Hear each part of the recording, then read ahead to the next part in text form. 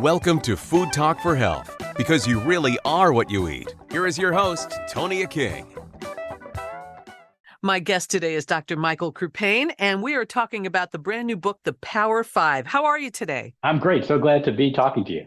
Your story is so interesting, and there are so many things to discuss, especially with the holidays coming up and people thinking about menu planning and entertaining. But let's start with the book, The Power Five, Essential Foods for Optimum Health. Tell me about your story, how you got to even become a culinary expert, if you will. Oh, that's a long story. How much time do we have? Well, we'll try to summarize. The quick version of where the book came from is that I wrote the book because I love food. I love eating it, I love cooking it, and I love sharing it. And as a foodie and a preventive medicine physician, I get really frustrated by all of the clickbait headlines out there that tell people food is going to kill them, or don't eat this and don't eat that, and confuse everyone about what they should be doing. And so I wrote the Power Five cookbook to empower people to eat more. Yes, I'm a doctor saying that you need to eat more, but you need to eat more of certain things, and that's the Power Five. Those are foods that are fruits and vegetables, nuts and seeds, whole grains, beans, and fish. And I've spent years reading the literature so you don't have to. And what it says is that eating these foods is associated with a lower risk of dying from cardiovascular disease, from diabetes. These foods can help prevent cancer. And when you look all around the world at the people who live the longest, these are the foods they eat the most of. And now this isn't a diet. This is really about longevity. And longevity is about being your healthiest self and making sure you enjoy every day of that longer life. And for me, the way to do that is through eating delicious food. You know, you are so right on. And when I saw the Power Five to Stay Alive in your book, the first thing I thought about was the blue zones and all those people who are living long lives and eating everything in these categories. Yeah, that's right. The blue zones helped inspire some of this book. Like the beans are one of the Power Five, are a food that's eaten in all the blue zones, as well as fruits and vegetables, nuts and seeds, whole grains, and fish. So yes, the Power Five has been shown in both sort of scientific literature and in the blue zones to be associated with longer, healthier life. Tell me, are you a vegetarian? So no, I'm not a vegetarian, though I try to eat mostly vegetables. What I think is that, a lot of people don't want to eat vegetables or they don't want to eat beans because they don't really think they taste good. Maybe they've had a bad experience growing up where somebody overcooked them or didn't know what they're doing, and they've sort of given up on them. Even in culinary schools, I live near the Culinary Institute of America. I went to visit the other day. Even there, they don't really teach the best way to cook vegetables. And so I wanted to really create this book where I could show you that vegetables are absolutely delicious and that make recipes that even the pickiest eater will want to eat again and again. But you don't have to eat only the Power Five. I have two other chapters in the book on what I call the undeniables. Those are foods like meats and desserts. You don't have to give them up, but I want you to eat better versions of them. For example, I used to work with a pastry chef, and so I love dessert. But I spent a lot of time creating desserts where I cut out the saturated fat and used olive oil instead of butter, or I put whole grain flours in instead of that white flour, or I cut the sugar down and added more of other ingredients to amp up the flavor. So I don't want you to give up birthday cake, or I don't want you to give up dessert on the holidays. I want you to be around for more holidays so you get to eat more of those. So it sounds like we need to think about moderation in everything. Yeah, I mean, moderation is the key. I think people don't like usually to hear the word moderation. and really what I'm saying is kind of not moderation in a way. I'm saying eat more of the Power Five. Fill your plate with Power Five foods. Make sure they take up the majority of what you're eating. You can eat everything. Eat the non-Power Five in moderation, but go wild for the Power Five. I love the section that you have called Organic Panic.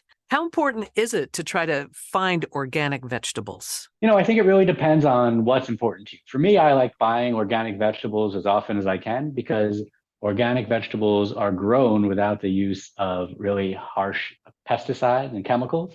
And that's really good for the people who grow them, really protects their health. But by the time fruits and vegetables get to the market, we have a lot of rules and regulations about the residues that can be on them. And so most people don't really have to worry about those things in their health. They probably don't have any effect or have a very small effect. So I do it again for the world and for the farmers.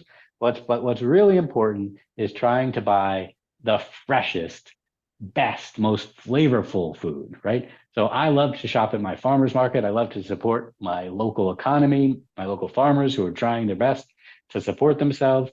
And they're passionate about growing food that's local, that's delicious. And when you have that food that's so fresh and so purposefully grown, it tastes better. You have to do less to it. The recipes in the Power Five, they're really simple for the most part. Some are complicated because I'm a little bit complicated, but for the majority of them, they have very few ingredients and they're really simple and they're designed so that anyone can make them in their kitchen. And it starts with using the best ingredients. Well, let's talk about some of those recipes, shall we? Can you share a couple with Sure. us? What are your favorites? I think one of the recipes that people like to talk about, or I posted on Instagram recently that got a lot of attention, was my recipe for eggplant parmesan. And How do you make it? Well, why is a doctor making eggplant parmesan? That sounds crazy, right? But my version is designed to be what do we call stealthily healthy, right? So it is actually better for you, but you won't really notice, right? So I don't pre-salt the eggplant. It's not necessary. Really? I don't bread it. I don't fry it, right? That takes a lot of time in making something. You don't have to do that. I cut it really thin. I roast it, and then I layer it as high as I can. So it looks really cool and creates this dish that looks really luxurious and has a luxurious feel in your mouth. Between each layer of eggplant, there's just a little bit of very simple tomato sauce, a little bit of basil if it's in season. And then instead of using like a mozzarella cheese, I use a little bit of a grated Parmigiano Reggiano or a Pecorino cheese. By using an aged cheese, you can use less and get more flavor.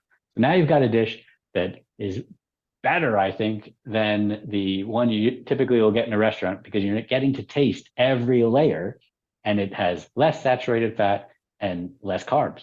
Well, let me go back first to that You don't eggplant. even realize it. When you're roasting that eggplant, in order for it to not be dry, are you putting olive oil on it when you're roasting it? A little bit of olive oil. I brush it with a little bit of olive oil. But if eggplant doesn't really dry out, if you got to cook it the right amount of time, right? If you cook it forever, it'll get crispy and dried out. So you cook it for about 20 minutes so it gets soft, but it still has a lot of its liquid in it, so it stays very moist. Well, that's really good because it sounds like this recipe, you're really getting the true flavor of that eggplant instead of it being smothered with so many other things. That's right. And it's much more of a traditional way of making it, the way they might make it in Italy. Interesting. Another recipe that I've been talking about and makes me think of the holidays is a weird one. Again, a weird one for a doctor is creamed corn, right? Creamed corn is usually something that comes out of a can. It's loaded with sugar and saturated fat, right? Well, again, I'm all about using your ingredients and maximizing their flavor. So mine's really simple. It's corn, a little bit of shallots, a little bit of olive oil, some fresh herbs, and if you want, you can add some miso to get some umami. But I basically grate the corn and use the cobs to create a corn broth and cook it down all together. So you're maximizing that corn flavor, creating something that's really creamy while you're not adding a lot of fat and you're not adding any sugar. You're maximizing the flavor that the corn already has. So that sounds like something I'd want to use fresh corn on the cob. So if it's summertime and I'm getting it and I freeze it, then it's a lot easier to pull it out, right, for the holidays because you want it as fresh as possible. Yeah, I make that in the summer, but I know it seems every Thanksgiving I go to, there's a lot of corn around. So if you want to make corn, I would make it like that. That sounds some other things I really delicious. like to make for the holidays is something I've got here in front of me. You can't see, unfortunately. I've got this beautiful kohlrabi, right? Kohlrabi is a weird looking vegetable. It is. It's something like a cross between, from my taste, a cross between cabbage and broccoli. I think it's absolutely delicious. I love to roast it and then mash it. Like instead of mashed potatoes, I'd make mashed kohlrabi. It's got got a much more interesting flavor. And the only problem is if you serve that during Thanksgiving or Christmas, you're not going to have any leftovers. Now that sounds interesting. Are you steaming that kohlrabi before you're trying to mash it? Or are you boiling You it? can steam it. I usually roast it in the oven Oh, that's even to develop better. a little bit more flavor. But Yeah. I've made it also where, you boil it or steam it to soften it up. And then it mashes easy. Yes, it mashes much easier. I like it really, really smooth. So I like to puree it in a high-speed blender or with an Yeah. immersion blender with some Yeah. olive oil. You can add some. I How like about yogurt, so you can garlic? add some yogurt. Oh yeah, of course, garlic. You can add some labna or Greek yogurt to make it a little creamier or thicker. You can do a lot of different things with kohlrabi. It's a really cool vegetable. And a very nutritious vegetable at that. Yes, it's loaded with vitamin C. It has about 99% of your daily vitamin C. Boy, some of these recipes really sound delicious. What's your take on dairy? Yeah, so I think dairy is cool. There's some papers that suggest that dairy should be in the Power Five. I didn't put in the Power Five, but the data really says that people who eat fermented dairy, like yogurt, whether they eat low fat or high fat, seem to have the same health outcomes. And so a lot of we eat maybe too much cheese as a country, right? But having some cheese and having good healthy amount of yogurt, like 1 or 2 servings a day, there's nothing wrong with that. We're talking with Dr. Michael Crupain about his brand new book, The Power Five. Any other tips for trying to keep ourselves healthy during this upcoming holiday season? I think the main thing is that you want to fill your plate with the Power Five. Again, you can eat anything, but if you eat mostly the Power Five and you follow the recipes in this book and you make those ingredients absolutely delicious, you're going to want to eat more of them. They're loaded with fiber. They're loaded with nutrients. They're what do we call nutrient dense. And so you're going to feel full faster by eating more of the Power Five. And that'll keep you from eating some of those other foods that you probably don't need to eat as much of. Your story's pretty cool where you started out in the medical world and then slid into the culinary world. Are you still doing the medical world as well? Yeah, so I'm a preventive medicine physician, and in preventive medicine, our sort of mission is to make the world a healthier place and to treat populations. And so I consider writing this cookbook part of preventive medicine, right? We're trying to keep people healthy, but also I have a couple of other jobs where I manage health coaches and nurses who take care of patients. So I do a little bit of everything. That's great. Do you have a website that we can find out more about you and your book? Sure. You can follow me on Instagram at Dr. Crupain. And I also have a website the same. It's drcrupain.com. You can read about this book and my other books. And on Instagram, I'm posting recipe videos so you can see the recipes come to life and learn more. Very cool. It's really been a pleasure chatting with you, Dr. Crupain. Thanks so much and good luck with the book. Thank you. It's been really fun. You've been listening to Food Talk for Health with Tonia King. Thanks for joining us. Eat well to be well.